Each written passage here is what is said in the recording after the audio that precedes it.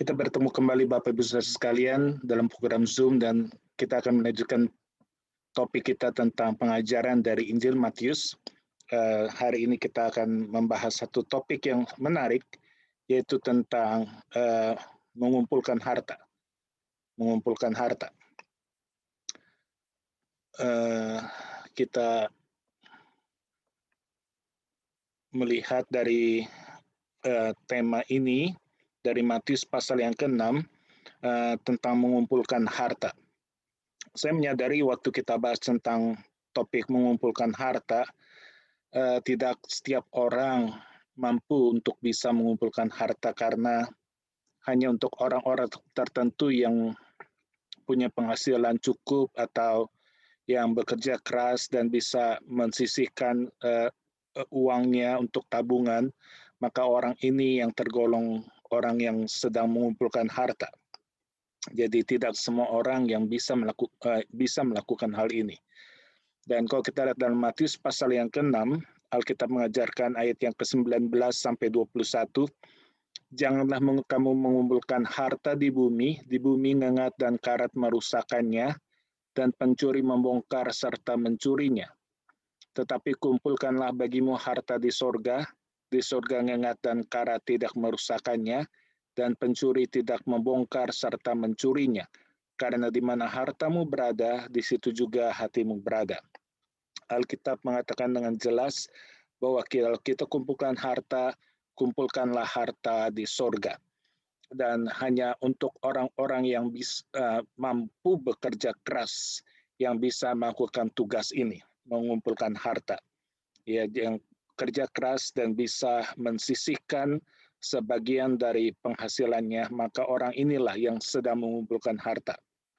Ada berbagai jenis orang yang mengumpulkan harta. Pertama saya kategorikan orang yang biasa saja, orang rata-rata, orang biasa. Orang ini mengumpulkan hartanya itu di bank, dengan rekening-rekening bank yang bertambah, baik jenisnya ataupun jenis banknya ataupun nominal uang yang semakin bertambah-tambah. Ada juga orang yang mengumpulkan harta, ini juga termasuk orang biasa, yaitu dengan cara mengkoleksi barang-barang antik. Karena dengan harapan barang-barang antik itu suatu saat nilainya akan bertambah, akan naik sesuai dengan usianya, namun mereka terkadang lupa akan penyusutan dari kondisi barang-barang antik. Terlebih mereka yang mengumpulkan harta yaitu dengan memberi barang-barang mewah. Mereka sangat bangga, senang sekali karena bisa dilihat orang-orang, para tetangga melihat, oh ada mobil-mobil yang mewah, yang mentereng, yang bertambah-tambah, rumah yang semakin mewah, semakin begitu indah. Karena itulah cara mereka mengumpulkan harta tanpa memikirkan dampak-dampak dari cara mengumpulkan harta seperti itu. Terlebih dengan kondisi barang-barang tersebut yang mudah sekali mengalami penyusutan setelah dibeli. Itu sebabnya ada juga orang-orang yang pintar yang lebih jeli mengumpulkan harta, yaitu tidak dalam bentuk seperti orang biasa, tapi mereka melakukan dalam bentuk emas atau membeli Bitcoin ataupun jenis-jenis koin lain yang begitu cepat naiknya sehingga tiba-tiba orang itu bisa menjadi orang kaya baru karena mempunyai koin-koin elektronik yang luar biasa meningkat begitu cepat, drastis, sangat tinggi sebagai investasinya. Ada juga orang-orang pintar ini mengumpulkan harta itu dengan membeli banyak real estate atau rumah-rumah untuk disewakan, dikontrakkan, kemudian semakin beranak dan rumah itu bertambah 1 menjadi 2 menjadi 5 menjadi 10 dan semakin banyak. Ada juga orang yang fokus mengumpulkan harta itu dengan membeli saham, sehingga mengumpulkan saham dan terus memburu saham-saham mana yang punya peluang masa depan yang baik, yang bisa meningkat dan untuk investasi di hari tua. Jadi ini orang yang pintar. Tetapi Alkitab mengatakan ada orang yang bijaksana yang mengumpulkan harta tidak di bumi ini, tidak memburu harta di dunia ini, tapi mengumpulkan harta di sorga. yaitu orang-orang yang melakukan pelayanan untuk orang-orang yang susah atau orang yang menderita atau orang-orang yang miskin. Tugasnya, fokusnya, goalnya adalah mencari orang-orang yang susah, orang yang menderita, orang-orang yang miskin, orang-orang yang teraniaya, orang-orang yang terpinggirkan, orang-orang akar rumput. Itulah yang menjadi fokus perhatian dia. Dia mencari, menemukan, menolong, dan meningkatkan derajat hidup mereka. Jadi tujuannya adalah untuk pelayanan bagi mereka yang kekurangan. Ada juga orang-orang yang bijak, yaitu orang yang mensupport ataupun melakukan sendiri tugas pelayanan misi atau evangelization. Dia melakukan misi penginjilan kemanapun, khususnya untuk menjangkau orang-orang yang belum pernah mendengar Injil, orang-orang yang terabaikan, orang-orang yang dilupakan. Disitulah dia terpanggil untuk melakukan tugas misi ini.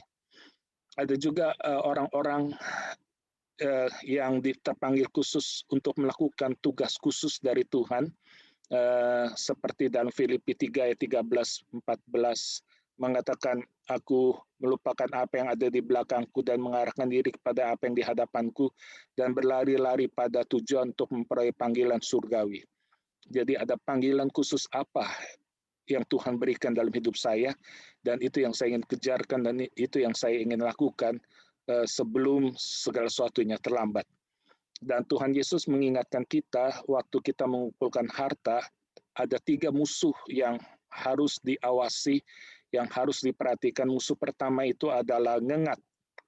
Ngengat ini seringkali dan selalu menyerang akan pakaian-pakaian, akan buku-buku, ataupun surat-surat berharga, uang-uang kertas yang kita kumpulkan.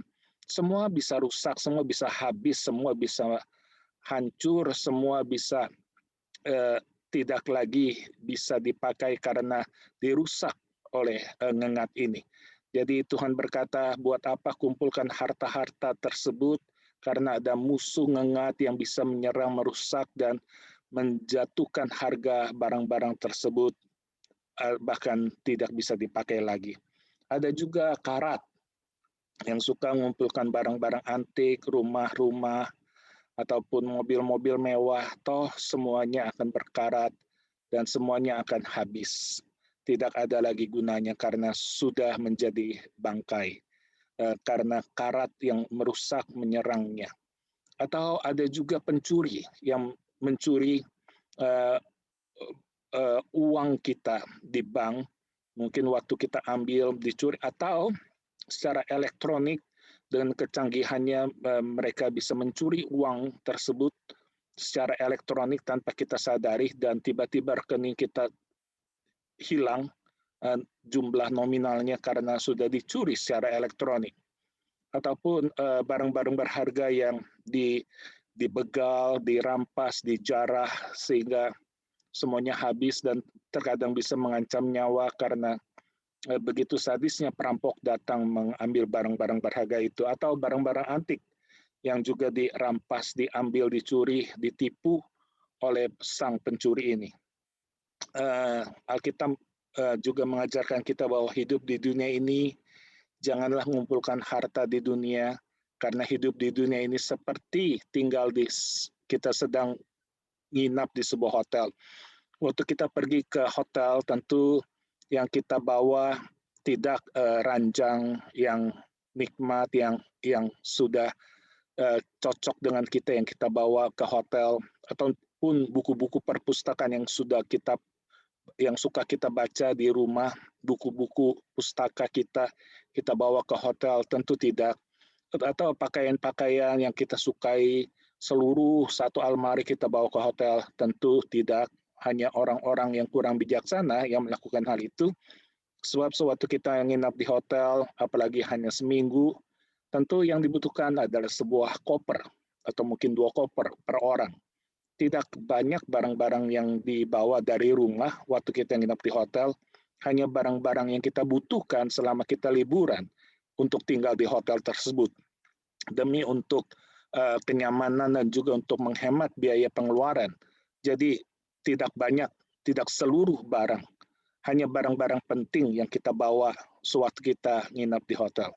Dan sesungguhnya hanya sebuah koper kecil, koper sederhana, mungkin satu, dua, atau mungkin tiga, dan tidak lebih dari itu, ya, untuk orang yang normal. Jadi yang kita bawa hanya barang-barang terbatas dalam sebuah koper saja. Demikian juga hidup di dunia ini adalah seperti kita tinggal di sebuah hotel. Kita tidak perlu bawa banyak barang-barang yang suatu saat akan kita tinggalkan.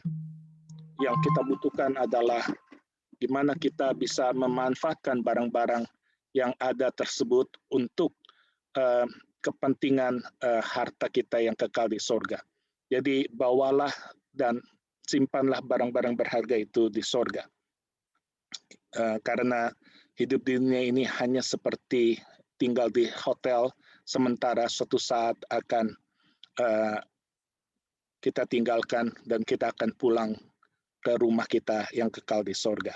Jadi harta di sorga tersebut, kata Bapa di surga adalah bilangan dalam Ulangan 26 ayat 18 adalah umatnya, adalah kepunyaannya. Jadi kita inilah harta yang berharga bagi Bapa di surga. Kita ini orang-orang kepunyaan Tuhan yang percaya, yang sudah menyerahkan segenap hidupnya bagi Bapa di surga adalah harta pustaka Bapa di surga. Jadi ingat baik-baik, kita inilah kepunyaan Allah Bapa di surga. Kita inilah harta miliknya. Dan yang Dia inginkan dari hidup kita sebagai kepunyaannya adalah yang paling berharga yang Dia inginkan dalam milik kepunyaannya adalah Matius 25 ayat 21, yaitu menjadi hamba yang baik dan hamba yang setia. Hamba yang baik dan hamba yang setia. Jadi apakah itu hamba yang baik? Karakter hamba yang baik itu punya integritas, tidak memikirkan diri sendiri, dan bertanggung jawab. Jadi ini karakternya, yaitu bisa kita lihat dalam PowerPoint ini. Integritas itu bisa dipercaya, transparan, autentik, jujur, loyal. Selflessness itu humble, courageous, respectful, teachable, generous, trusting, caring, and just. And bertanggung jawab itu reliable, dedicated, intentional, self-discipline, future focus, and confident. Inilah orang-orang yang hamba yang baik, yang berintegritas, tidak memikirkan diri sendiri, dan bertanggung jawab. Dan yang kedua adalah hamba yang setia. Hamba yang setia itu adalah hamba yang siap dipakai kapan saja, selalu siap kapan saja Tuhan ingin pakai, dia bersedia.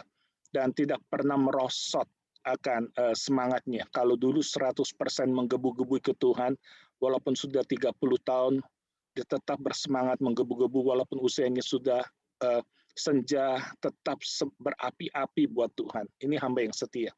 Tidak pernah padam semangatnya untuk bekerja bagi ladang Tuhan.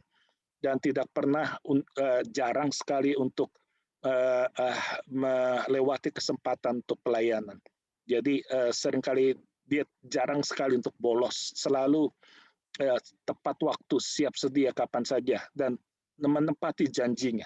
Dia selalu tepati janjinya, dan dia tidak pernah suka pamer ataupun haus akan perhatian. Ini hamba yang setia dan selalu mengucap syukur. Jadi Tuhan inginkan tipe-tipe pelayan seperti ini, yang baik dan setia, dan inilah harta yang berharga bagi Bapa di surga. Yang Dia cari dalam diri kita umatnya yang adalah hartanya adalah jadilah hamba yang baik, hamba yang setia. Kumpulkanlah harta di surga. Mari kita berdoa. Bapa, sekali lagi Engkau mengajarkan kami untuk menjadi hamba yang baik dan setia, mengumpulkan harta di surga. Tuhan, tolong bentuklah diri kami untuk bijaksana. Kami menyadari harta di dunia ini sementara, harta di dunia ini bisa hilang, harta di dunia ini tidak kekal, harta dunia ini bisa diambil oleh musuh, yaitu oleh ngengat, oleh karat, oleh pencuri. Tapi kami ingin fokus kumpulkan harta di surga. Karena di surga tidak ada ngengat, tidak ada karat, tidak ada pencuri yang mencurinya. Tuhan, tolong kami sebagai umat kepunyaan yang adalah biji mata Tuhan.